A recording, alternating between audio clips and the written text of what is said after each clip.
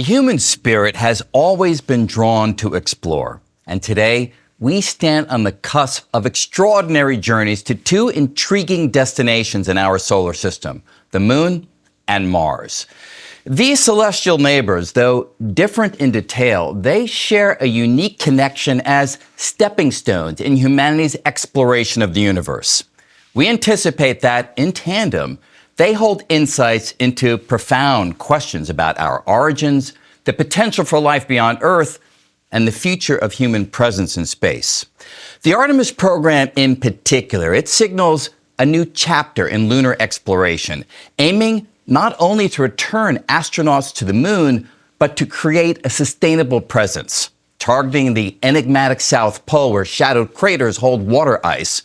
Artemis represents a leap forward in our quest to understand the Moon's resources and the role that it will surely play as a gateway to deeper space exploration, notably to Mars.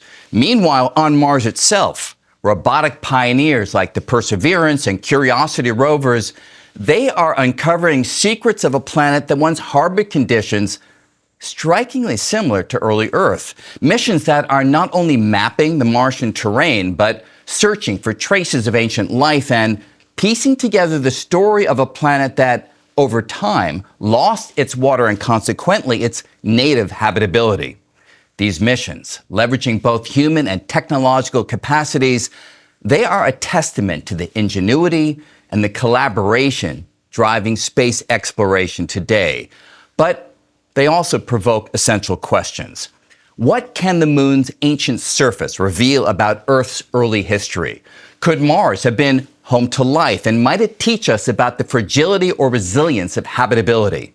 And as we consider the leap from robotic exploration to human footprints on Martian soil, how do we balance the risks and rewards of venturing ever further?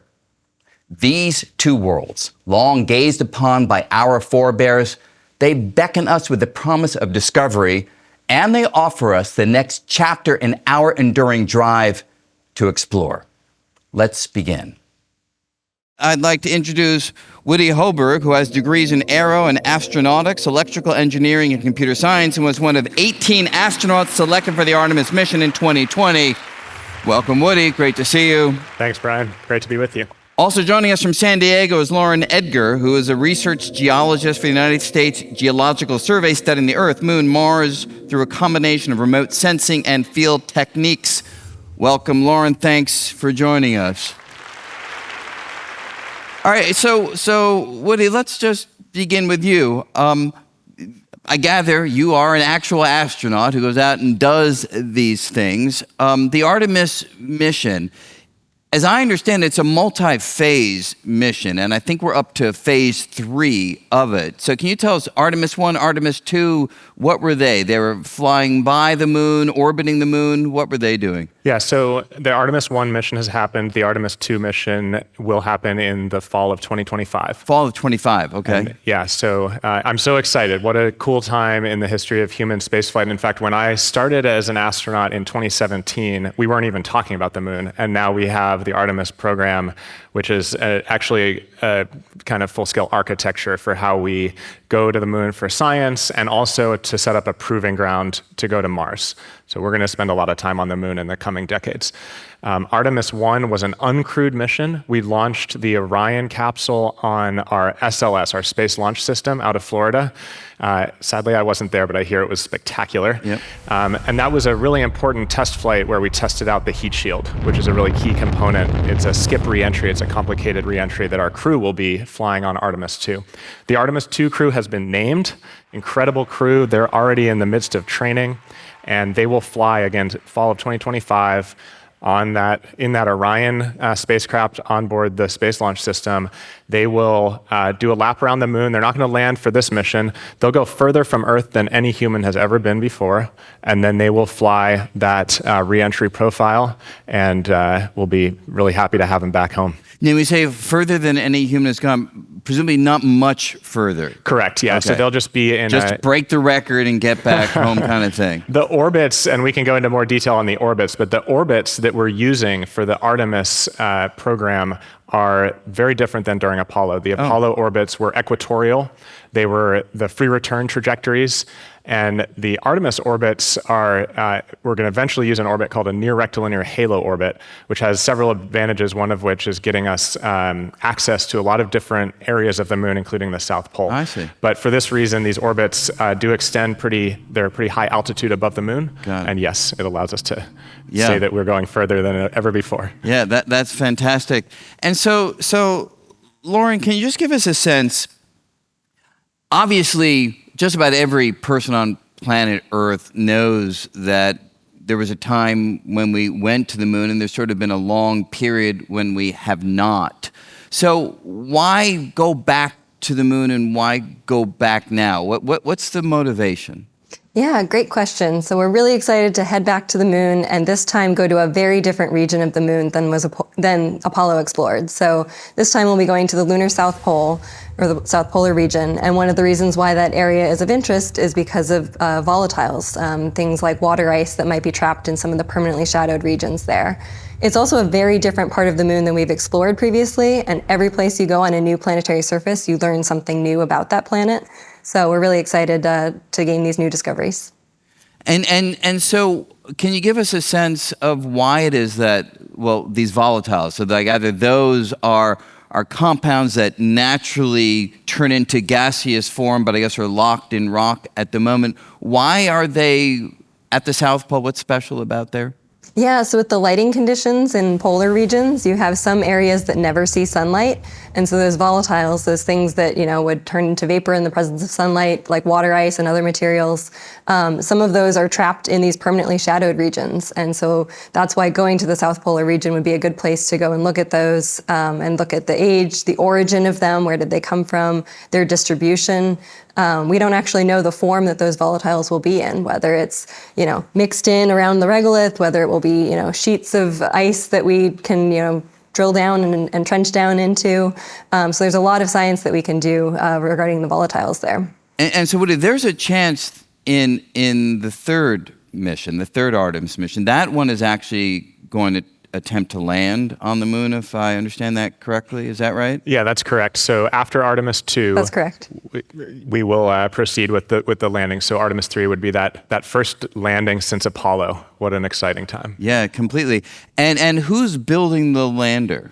Great question. So in this architecture, the human landing system, which is the spacecraft that will take us from some sort of lunar orbit to the surface. This will be a commercial, these are commercial companies modeled largely after the Commercial Crew program, which has been very successful getting our astronauts to the space station. So our providers right now are SpaceX and Blue Origin, and they'll be working toward providing these human landing system vehicles. And are they in competition for this work, or are they somehow doing complementary parts? It's complementary parts. As I understand it, in the current model, the first mission will be SpaceX, and then in what we call the sustaining missions, later on as we do more and more on the moon, both providers will provide landing systems. There's a great analogy to what happened on the space station, where we had two Commercial Crew program providers, Boeing and SpaceX, and we really don't know which one's going to be feasible first. And not having all your eggs in one basket can be very, very beneficial when you're doing hard things. Especially when, airplane panels seem to fall off of Boeing. You just want to be more careful. In this, I imagine it matters. This stuff is hard. Yeah, this stuff is really hard. Yeah. And so there's a chance that you may be on Artemis 3. Eventually. In fact, NASA's actually hiring astronauts right now. I feel like I need to get that plug in. You can go apply if you're watching from the United States. No, seriously? Yeah. So the call is open for new astronauts. What does that mean, hiring astronauts? Yeah, literally hiring astronauts. But I would not be I said they wouldn't pick me, you're saying, but you guys go through all this rigorous training and all these high hurdles. You have to be able to hold your pee for 18 hours or something like that, right? So just anybody can apply? There is a set of basic requirements. I think you need a degree in a STEM field. They just started requiring a master's degree because we're just getting so many applications. But I mean, back to your question, everyone in the Corps right now in the astronaut corps is eligible for assignment to an Artemis mission. Wow. So it's pretty exciting. Right. We're going to keep operating the space station. I just did a space station mission. We'll keep operating that through 2030, but we're also going to have people going to the moon. Wow. And so, Lauren, you know, at some point, they're going to be human beings walking around the south pole of the moon, and you want those astronauts to pick up the good rocks, right? The ones that are going to be most insightful, presumably, to the analysis that we subsequently do. Do you train the astronauts in, is the word geology, when you're talking about that science applied to another heavenly body, is it still geology? So let me just use that word. Do you train them in geology to know what to look for? Absolutely, great question, and that's actually how Woody and I first met. So myself and several other partners at NASA and other academic institutions are involved in astronaut training in geology. And so we start out with the basic geoscience fundamentals, how we do geology here on Earth, how we think about what would make the best samples, how we map out areas on the Earth and identify different units and their different ages. And the goal is really to make sure that these astronauts, when we send them to the moon, will be able to make those great geology decisions and kind of act as an extension of the science team. So there's kind of 3 phases of geology training. The first, where Woody and I met, was kind of the geoscience fundamentals. Then before astronauts are assigned to a mission, there's additional geology training that they can go through to kind of build that skill set. And then once they're assigned to a mission, there's mission-specific training saying, we think we're going to go to probably some of these types of landing sites. What are the processes and environments here on Earth that are most similar to what we think we'll see there? And do you sort of have like astronaut scavenger hunts on Earth and see who, gets the golden egg or something in order to figure out who goes on the mission? Great question. It's certainly fun to see the astronauts in the field. They're all very skilled and pick up on the geology very quickly. Kind of a scavenger hunt of sorts, because you're trying to bring back representative samples, but you also want to know what's different, what looks very unique compared to everything else that you saw in the area, because that might tell a very unique story. And so assume that you're picked for Artemis 3, just for argument's sake.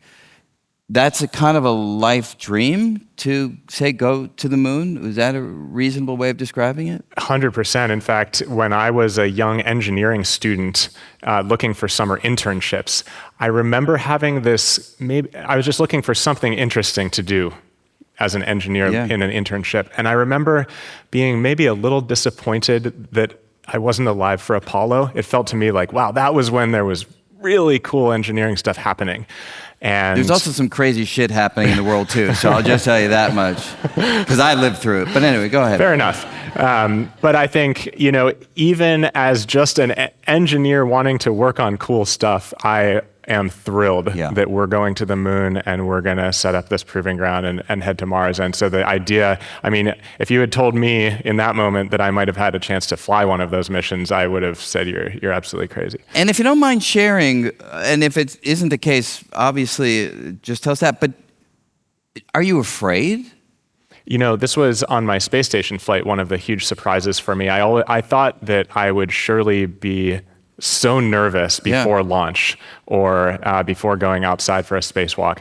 And one of the big surprises for me was how calm I was. Really? And just seeing everything. I'm more nervous now talking to you on this stage than I was getting in a rocket to launch This is the proving space. ground right here in Brisbane, right here. You make it through this, you go right to the moon. There we go. But really, obviously you're very alert, you're very in the moment, maybe in the zone, but with all the training that, people like Lauren provide us with, we really do feel ready to go execute the mission.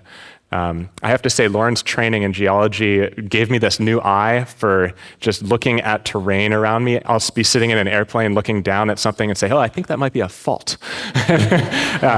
So really fun stuff. And so, for instance, Lauren, will you or other people with your expertise, will you be in the ear of somebody like Woody while the astronaut is looking around the surface, or are they on their own at that point to figure out what are the important things to bring back? Yeah, absolutely. So I'll be part of the Artemis 3 geology team. And so you will have a team of scientists in Houston that are backing up the astronauts, providing feedback on, the best sampling locations, traverse decisions, interpreting the geology as they go along.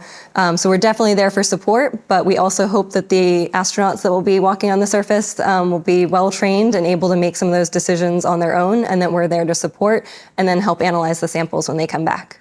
So in the best of all worlds, Lauren, if the right rocks are picked up and the mission goes really well, what do you anticipate that we might learn from these samples?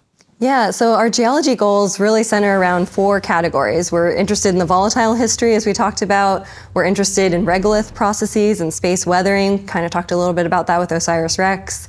We're interested in the impact history, particularly how that affects all of the inner solar system and how we might be able to get some better samples for age dating.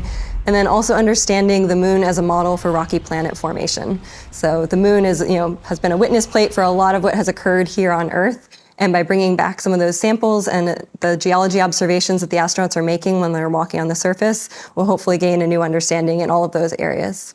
And so can you just take that a bit further? I'm sure most people in our audience who are quite sophisticated in these ideas are aware of it, but the moon, we believe, formed from an impact with a small Mars-sized planet, often called Theia. So tell us about that, and therefore tell us what the moon provides in terms of insight into Earth's history as opposed to just into the moon's history.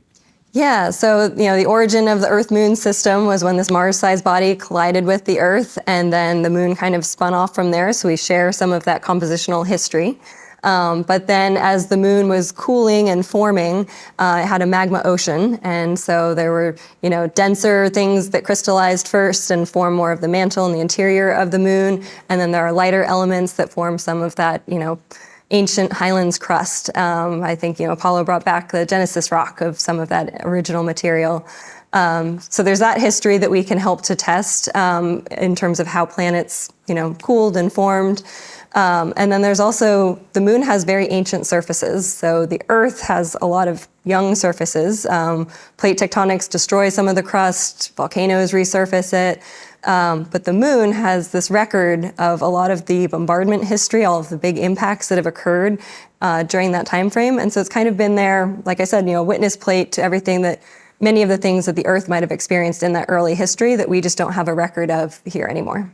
Yeah, so in a sense, Alfred Wegener and plate tectonics means that the surface of the Earth doesn't preserve its history, but the surface of the moon does. So there we can get a far better sample of what even early Earth was like from these kinds of missions, which is great.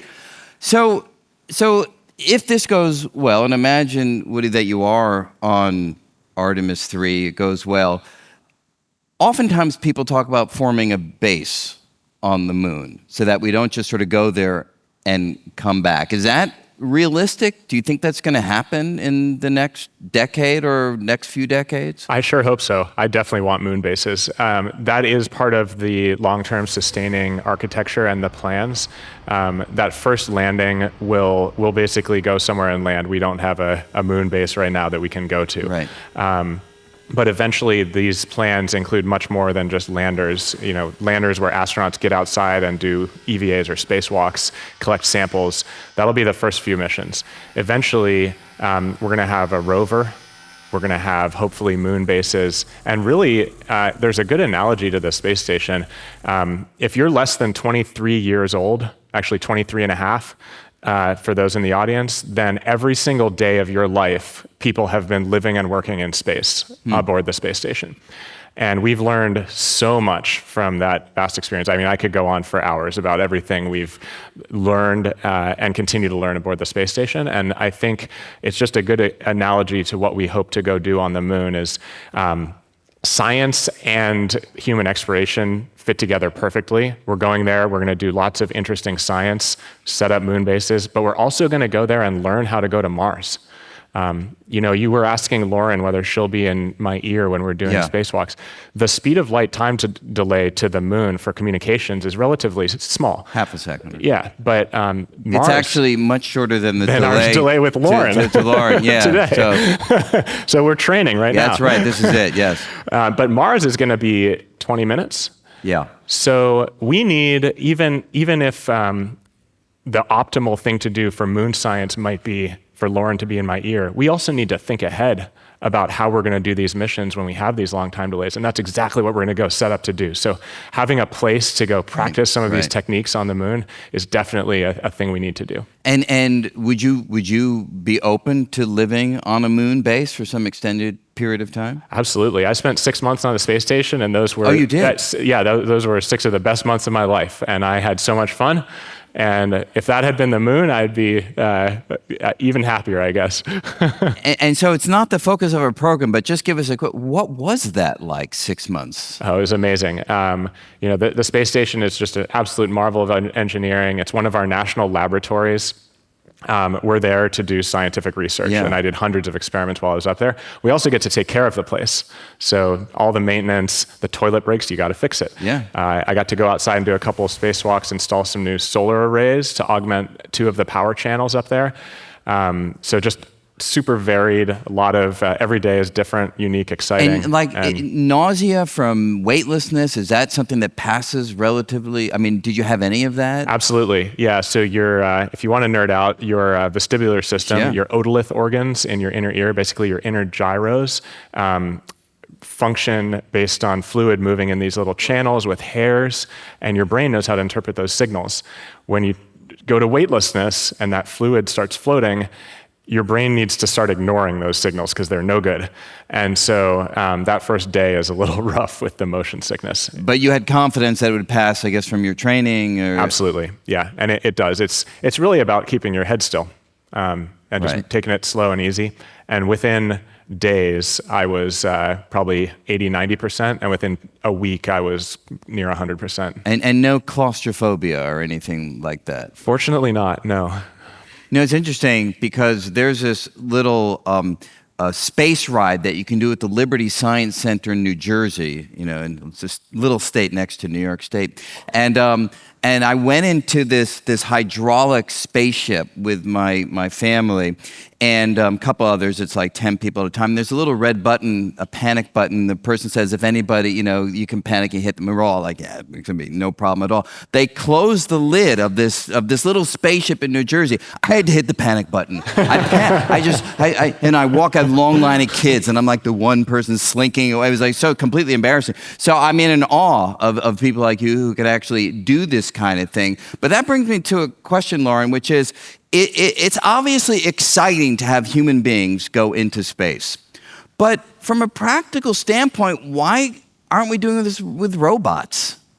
Be cheaper, safer? Great question. So I also work on the Curiosity Mars rover, so I have that robotic experience as well to pull from. But being a field geologist, I know that the pace of exploration is very different when you have humans there versus robotic explorers.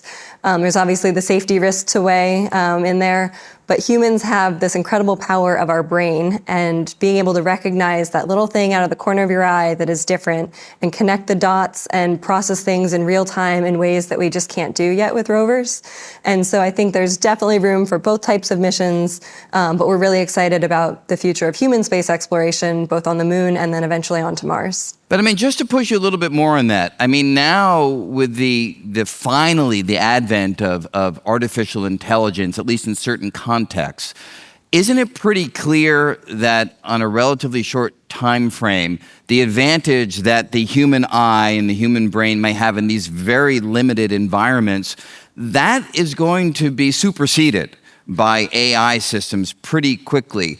At that point, do you still make the argument to send people into space?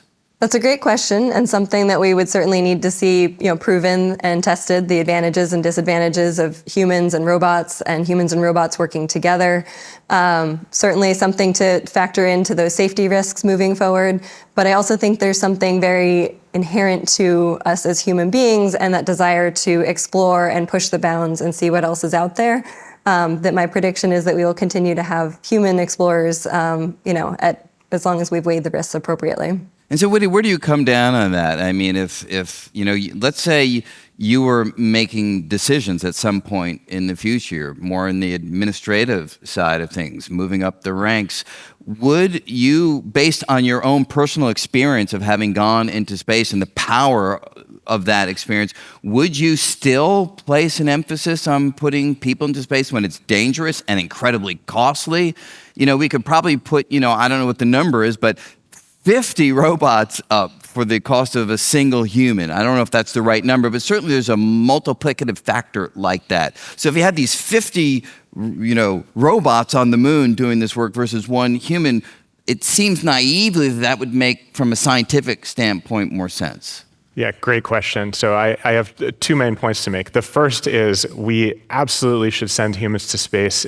And how cool is it that we don't know, but not only can we sit here and talk about the origins of the universe and ponder these big questions, but we also choose to go out and explore. Yeah. And we don't know when we find life, whether we will find intelligent life, but I will be curious whether we find life that has chosen to go inhabit other bodies in the universe. I mean, whether they have the same kind of curiosity drive that we do. And drive to go do this exploration. I have no better reason to do it than how cool is that? Yeah.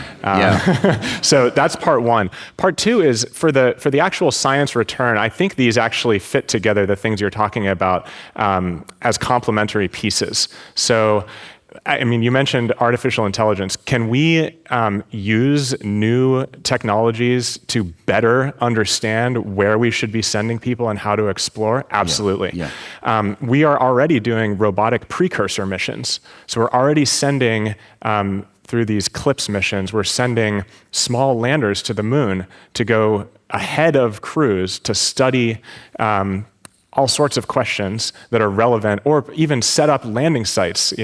There's all sorts of robotic work that can be done in advance that's relevant and useful.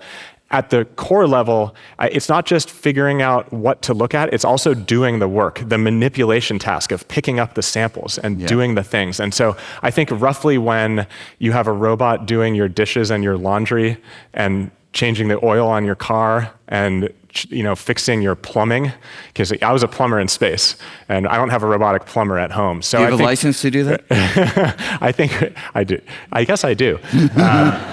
But I think we're not there yet, really, in terms of, as Lauren mentioned, that speed of exploration. The mechanics of literally just going and collecting a sample might take a day for a robot. And one of my favorite stories from Apollo is the seatbelt rock. So on Apollo 15, Commander David Scott called down to Mission Control and said, "We're stopping the rover. We need to fasten our seatbelts." And really, he was stopping the rover to get off and go grab something that looked interesting to him, which is this famous sample that I'm sure Lauren can provide some details on the how relevant that's been. But it's this sample that a human being said, we got to get that. No. I mean, I'm all for, so I don't want to appear as though I don't think that we should send people to space, but it's a real difficult question between the benefits and the risks. A couple of final questions before we have to wrap up for time. What about Mars? Would you go to Mars too? It feels like you're open to anything, but that might be a one-way journey or be a very long journey before you get back? It'll be a long and dangerous and difficult journey. And I'll tell you, I would definitely go, but I want to come home. And I know from my time on the space station, I loved it up there. I also wouldn't have wanted to be there forever. And I think this is our home, and I definitely would want to come back from Mars. But it's very exciting. I think we're going to go set up this proving ground on the moon and figure out how to get this done, and it's going to be really amazing. So let me just finish up with a question that I've asked others, just to sort of get a consensus among the various people that are weighing in on these issues. So first Woody, then Lauren. So what's your gut sense? I mean, you spoke about the excitement of finding life, but the possibility of life out there. But if you're a betting person, do you bet on there being other life and a preponderance of life in the cosmos? I'm such a strong I don't know. I think it all comes down to like Drake equation parameters that are hard to quantify, and I think which is why it really shouldn't even be called the Drake equation. It's like, the Drake summary of our ignorance, right? I mean, because there's so much in there that we just don't know. Yeah, but I think these are the most profound questions that we can possibly ask, and I'm so glad we're going to explore them. And I'm so inspired by things like the Hubble Deep Field image, where we barely even bothered to do it. Or the James Webb version. Or the James Webb version. Yeah. And I was just at Goddard and saw our newest space telescope, the Nancy Grace Roman telescope. Yes. The hardware's there at Goddard in the clean room. And so another example of how it's not just the human exploration. This is all a comprehensive drive to both explore and understand where we are in the universe. Absolutely. Lauren, you care to weigh in on your view of the likelihood of life out there in the cosmos? Great question. It's certainly what's driving a lot of planetary exploration, is to figure out when and where life might have arisen in the solar system and whether Earth was the single point or not.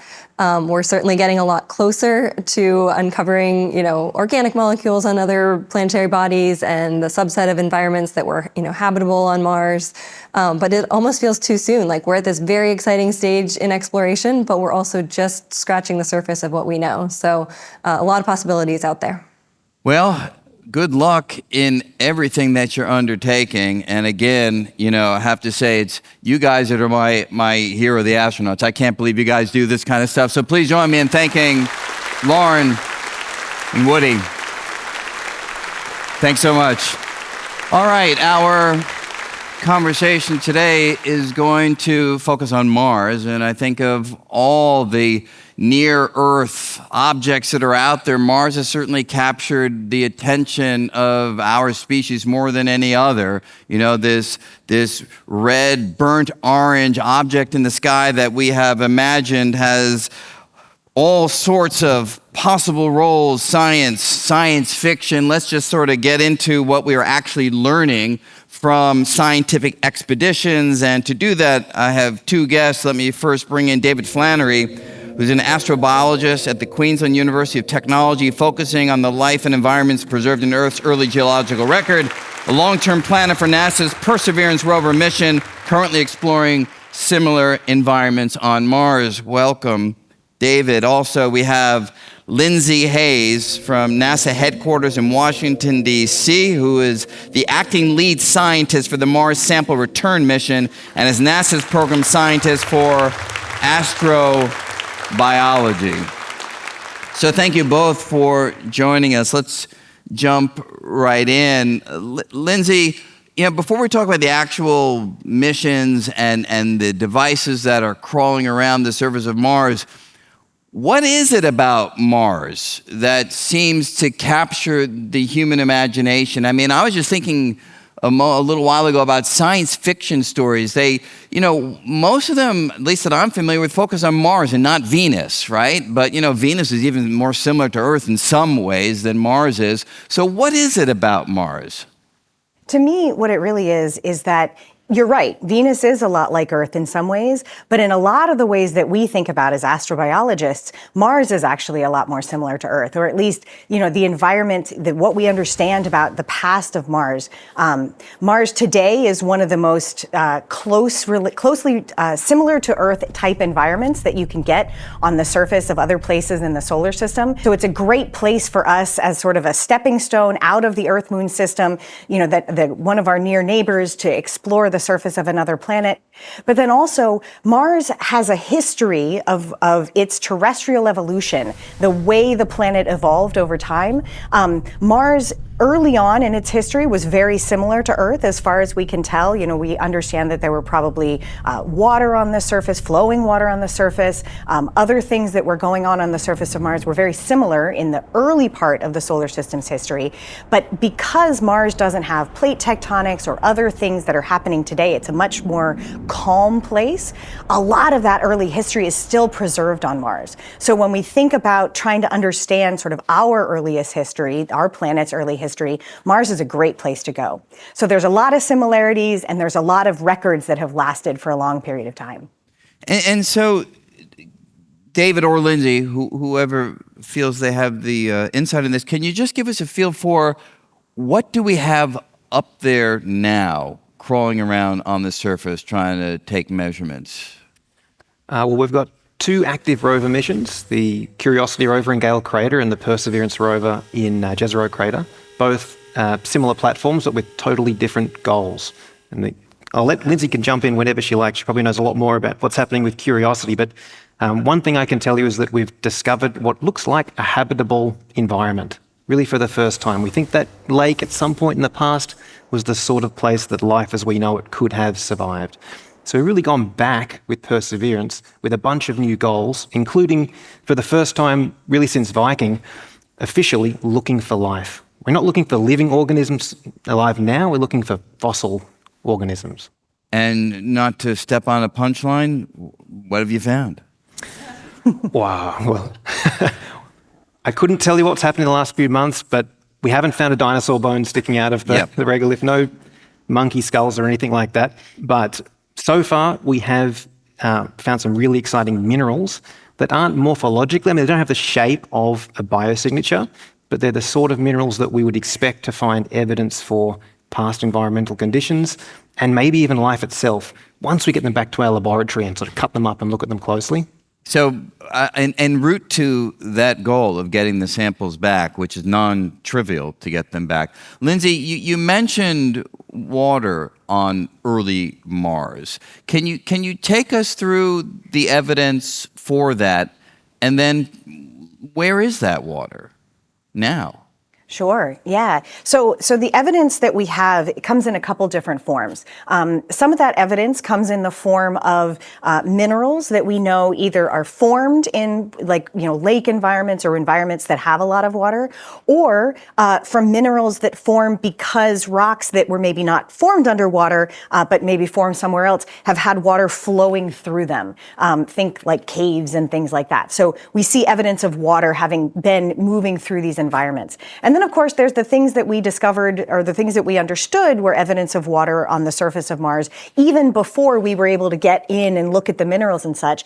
And that's the thing, like these big geomorphic features, these big features that show that in the past there were, riverbeds or, big flows that indicated there were floods and that sort of thing. Or like we see in Jezero, which is where the Perseverance rover is, a delta, right? And so all of these are large scale features that are shaped by water over time. And so we see evidence that water in the past, there was a lot more activity of water. We don't see, sort of flowing water in that way on the surface of Mars today. There is some water in certain places on the surface of Mars. There's ice at the poles, other things like that.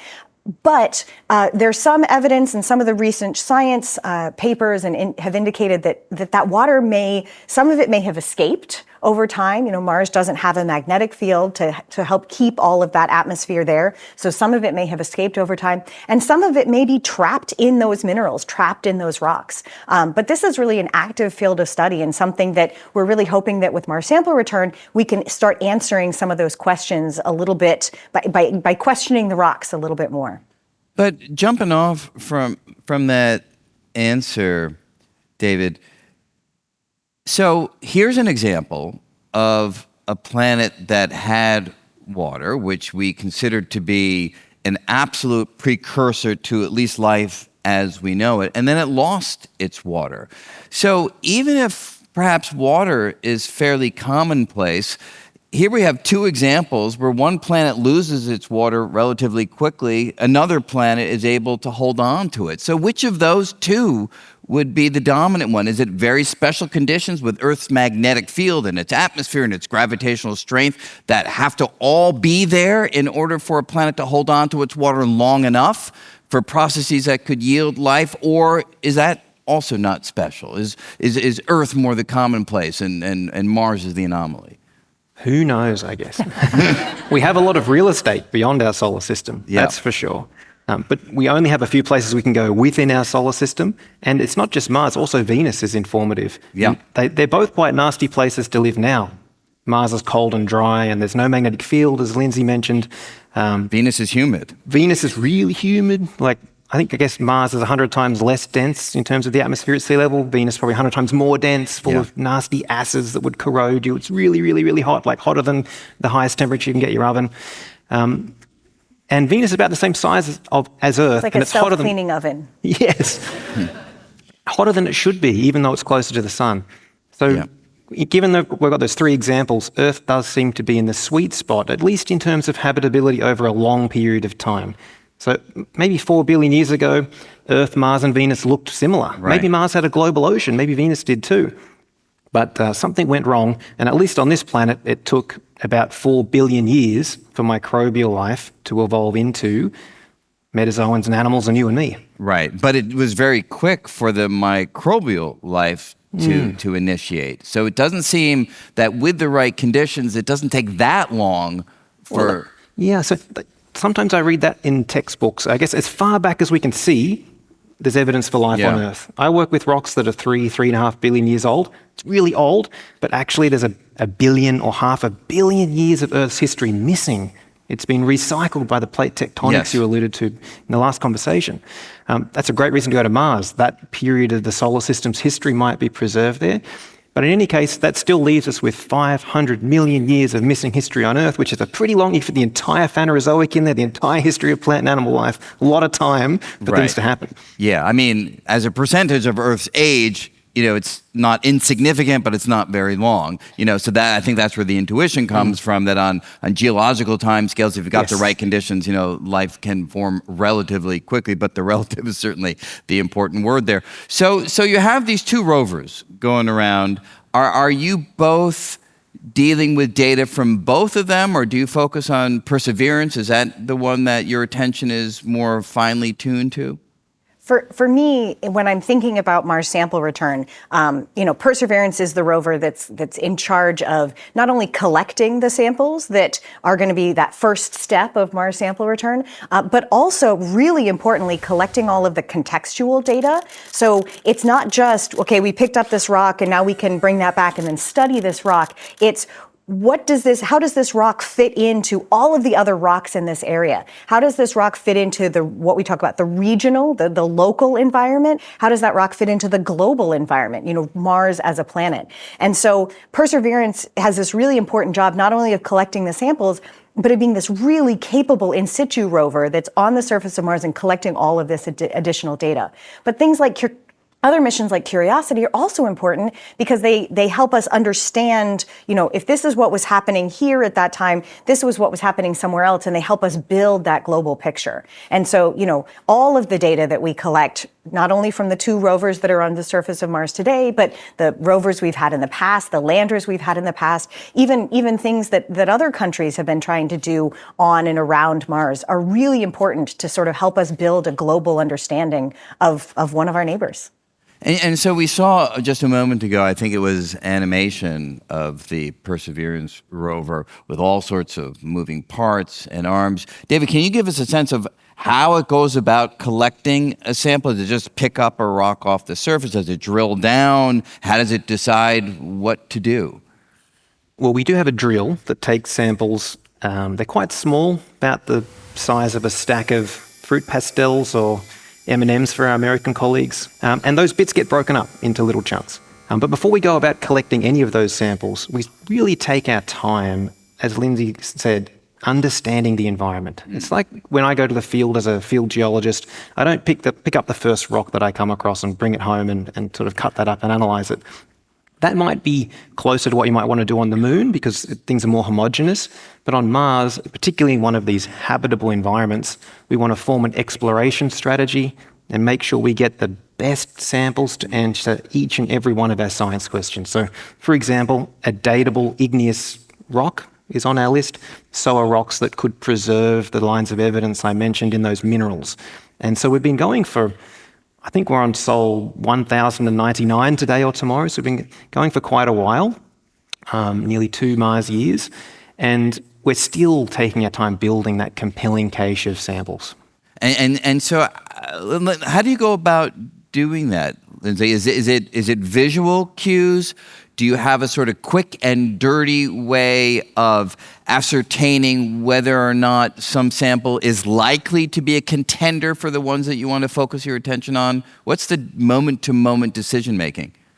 Well, we have a fantastic science team that is associated with Mars 2020, right, with the Perseverance rover. We have a whole bunch of different scientists who are spending every piece of data that we get back from Perseverance, whether it's a picture or a measurement, a chemical measurement that we've made of this environment or something else. And not only are they looking at what's happening right here, right in front of them, we have other folks who are thinking about, okay, what's happening a little bit further down the road. And all of that together contributes to that information. Okay, should we take this rock or should we take that rock? What will this rock, how does it fit into the local context? Of course, we also have some fantastic pictures of the area, right? So not only do we know where we are, but we have orbital assets. We have things like MRO, the Mars Reconnaissance Orbiter, that have taken fantastic pictures of the ground around us. So we can say, well, we think over that hill over there may be something else that's also really exciting. So maybe we, think about this sample here, but also think about what that may tell us.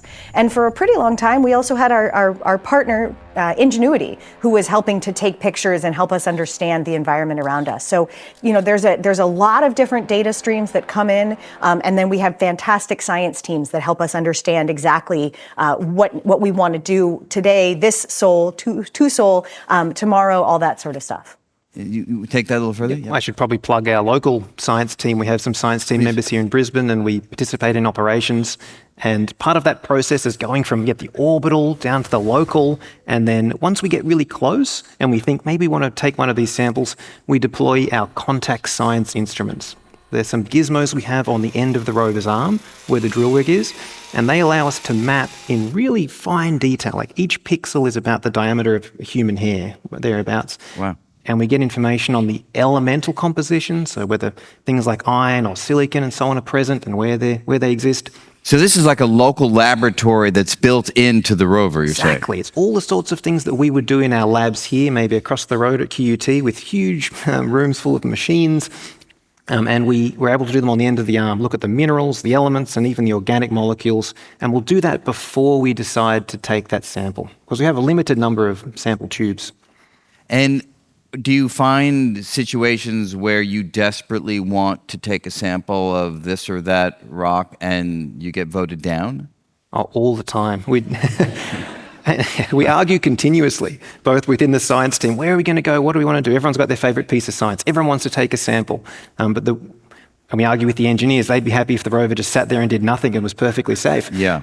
But every single day we do operations, we drive the team to a consensus and all agree on what we're going to do. And that is a really enjoyable part of the whole process. Yeah. So, Lindsay, what would you say is the high point summary of what the analyses so far have revealed? I mean, is there good evidence for organic molecules? We already discussed a little bit about water. I mean, just take us through whatever insights you have found most exciting from this work. Yeah, well, one of the things I think we've found that's particularly exciting is as we've driven up, we can see different evidence of, as you mentioned, we can see different evidence of water alteration.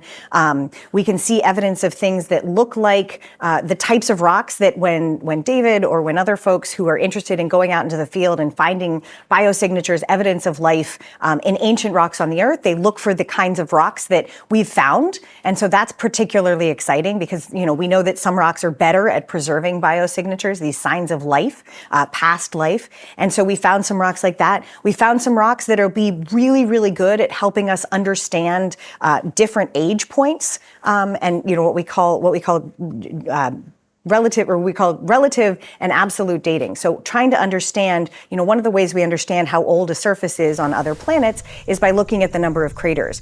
But what that does is that only says this area is older than that area. And so if we can understand that, but we can put a tie point, this area is precisely this old, then we can use geology to say, okay, well, this area is older than that area. And we can start saying, this is exactly when these different events happen. So we've collected some rocks that will help us understand the history of Mars, its geologic history, its water history. And we've collected some samples that, the astrobiology community is pretty excited to bring them back and to be able to analyze them. And so just give us a feel, how far does the rover travel?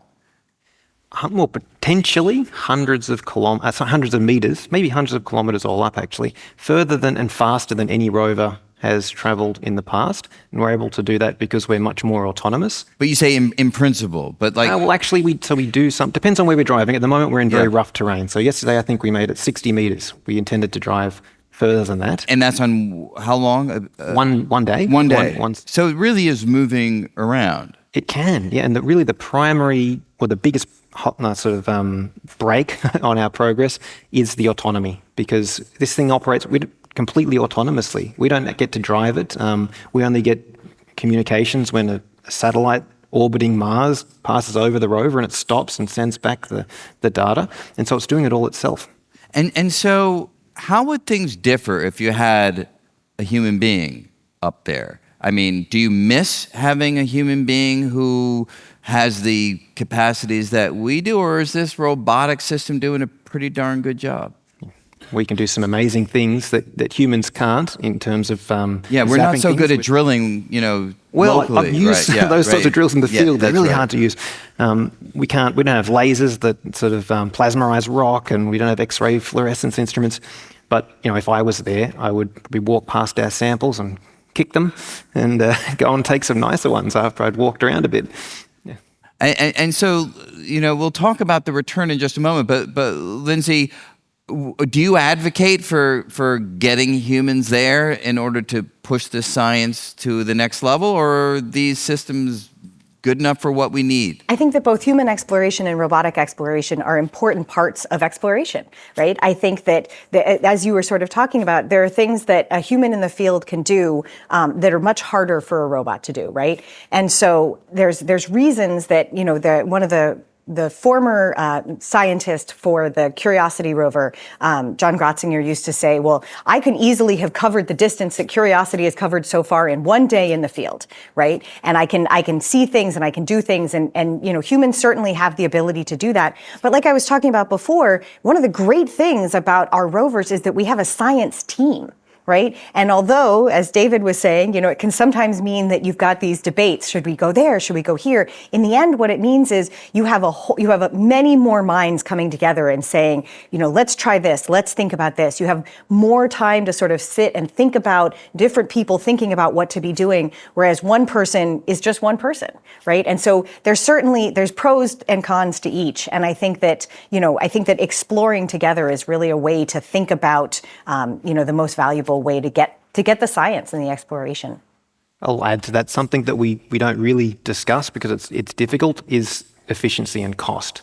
And so if it was the case that we could send 20 or 30 or more Perseverance class rovers, or much smaller, cheaper, more efficient missions to accomplish the science goals that I'm personally interested in for the cost of one human mission, I'd probably go with the robots. But it's not as simple as that. We can do both at once, and as long as we're doing the science, I'd be very happy. Now, you emphasize the sort of wondrous technology that Perseverance is itself, a mobile laboratory that's able to undertake some of these experiments to determine some aspects of what the composition of the rocks are and so forth. Ultimately, you do want to get these samples back to planet Earth in order to have yet more refined analyses undertaken. How do you plan to do that? What's the plan at the moment? Well, Perseverance is certainly our first step, and there's a lot of planning that needs to go into the next steps, and that's what we're in the process of planning right now. And so, in detail, what would it look like? You mentioned that we'd have to blast the samples off of the surface. How would we go about doing that in detail? Yeah, so, I think actually right now we're in the process of designing that architecture and understanding really what the details of that architecture are. I mean, when you think about the Mars Sample Return campaign, there's a lot of firsts that have to happen, right? Getting off the surface is just one of those firsts.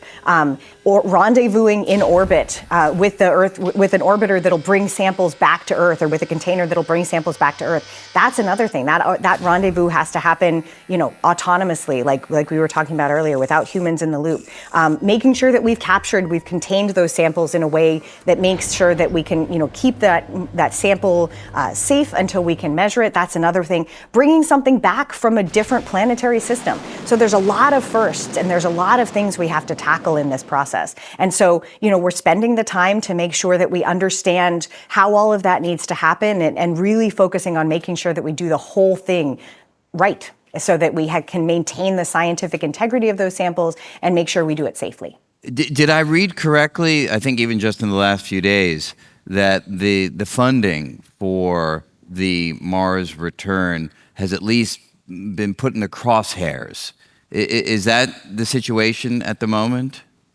Mars sample return is a complex system. And so we're really trying to make sure that as we're planning this, we understand, all of the pieces that'll go together into this. And so, NASA does big and complex and inspiring things, and Mars sample return is something that we're doing with our ESA partners. And so, we're trying to make sure that we're doing it the right way. And so that's where we are right now, is in that planning stage. And so if the funding were not to happen, what kind of a loss, what kind of a tragedy for human knowledge would this be, that Perseverance has carefully collected all of these samples ready to come back, and then we just leave it there, sitting on the surface? There's a lot of scientific value in what Perseverance is doing on the surface of Mars, and I think that value has its own value and is important as well. But David, I'd love to hear what you say.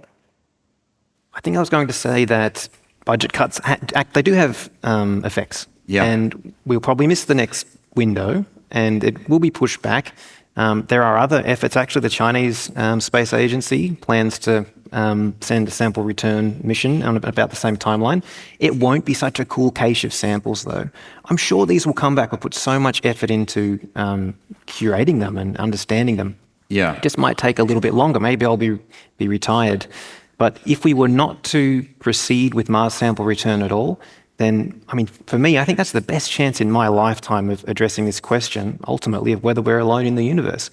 Habitable environment, was there microbial life? If not, well, sample size goes from 1 to 2, statistically more interesting. Huge. Yeah, absolutely so I think it's huge. In fact, what do you think about the theories that some have developed that life on Earth may have actually originated on Mars, and then it migrated to Earth, as opposed to Earth being the place where life initiated?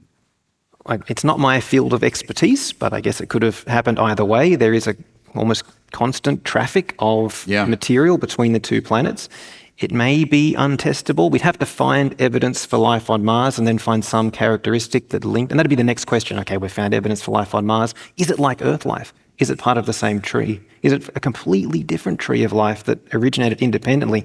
And that really ties into this question of how likely is it that we'll find microbial life everywhere? Yeah, I don't know if you have a preference, but how spectacularly interesting would it be to find another kind of life, right? A DNA-like molecule is just radically different in terms of its details and things of that sort. Yeah, Lindsay. I think that if we find life on Mars and it is our cousin, right? It's the same, we have the same ancestry. That's really exciting, because that means that in a solar system with multiple habitable environments, even if one of those habitable environments doesn't last as long as one of those other habitable environments, that means that there can be that interplanetary transfer, right? Within a stellar system, life can move around. And that's really exciting, because that may have implications for our ability to find life elsewhere in the solar system in addition to on Mars. And that's pretty interesting. If we find life on Mars and it's different than life on Earth, that's also really interesting, but for a different reason, right? It means that any place that there was a habitable environment, life has a pretty good chance of getting started, even if there's not life on Mars today, right? So it says anytime you have a habitable environment, like David was saying, if life evolved within the first, 500 million years or so, which is very short in Earth's history, that means that, life can evolve very easily multiple places, even within a stellar system. And if there's not life on Mars, even if we don't find evidence of life on Mars in the past, what that can tell us is maybe we don't understand habitability the way we thought we did, right? Maybe we thought Mars was a habitable place in the past and it wasn't. And so what does that tell us? So to me, this question of going to Mars and looking for these ancient biosignatures is one that's really, really important, because all of the different possible answers are going to tell us something really interesting. And those are the best kinds of questions, where whatever the answer is, you're excited about what the result. Yeah, no, hugely so. Two more questions before, unfortunately, we're out of time. First question is, do you think that in our search for life elsewhere, we're sort of like the person, the inebriated individual looking for their keys under the lamppost, right? We have one example of life, and we're desperately trying to find conditions that would mirror or be sufficiently close to those on Earth to see if it could have happened again. But couldn't life just have such a radically different spectrum of manifestations that we're just looking for one, and it may be all around us in different forms, and we're just not aware of it, in other places in the solar system and elsewhere in the universe? Does that strike you as a plausible, possible possibility? Well, I guess as a geobiologist, we can only go by what we know. We only have one example. Yeah. I love to speculate wildly, and we have to speculate wildly. It's totally unknown, not even created in a lab, living systems based on different chemistry. But we do have one example, and it's our only guide, and so my job is to look in our own geological record and try to do it the same way. But maybe Lindsay has some other insight. Yeah, actually, what I was going to say is there's an emerging group or emerging idea within the field of astrobiology of this idea of agnostic biosignatures. And so it's not quite, looking in places that we don't think are habitable, but looking for signs that are not necessarily, things that are different than what we would think of as our life, and what those signatures may be. There's a great professor who uses the example of, a jet plane. If you saw it sitting somewhere, that's not alive, but that was created by something that has, complex, capacity for building and things like that. So, how would we understand things that are biosignatures that are not, generated in the same way that we think of generating biosignatures? What would that look like? So there are people in the astrobiology community who are thinking about that different kind of life. And so, again, just have asked everybody, your gut feel in terms of life elsewhere, all taking into account all that you know and all that you suspect based on decades of training, do you think it's likely that there is life elsewhere? I'll propose a controversial opinion in the interest of playing the devil's advocate. What if we explore multiple habitable environments on Mars, and we find that the planet has been sterile for the last few billion years?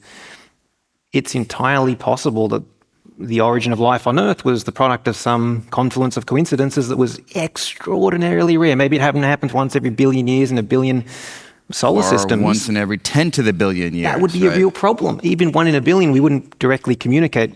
Well, depending on how long any sort of intelligent civilization lives, that's another problem. And I have to concede that we have absolutely no evidence in favor of either hypothesis. Right. Lindsay?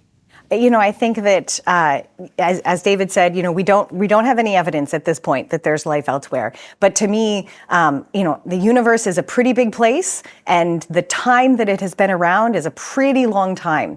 And I think that given time enough and space, there's all kinds of things that could have happened. So somewhere out there, I think that's probably something.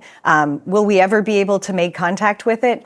Who knows? I remain hopeful, and I think it's an exciting question, and it's certainly one that has driven a large part of my career, and things that I'm excited about seeing happen.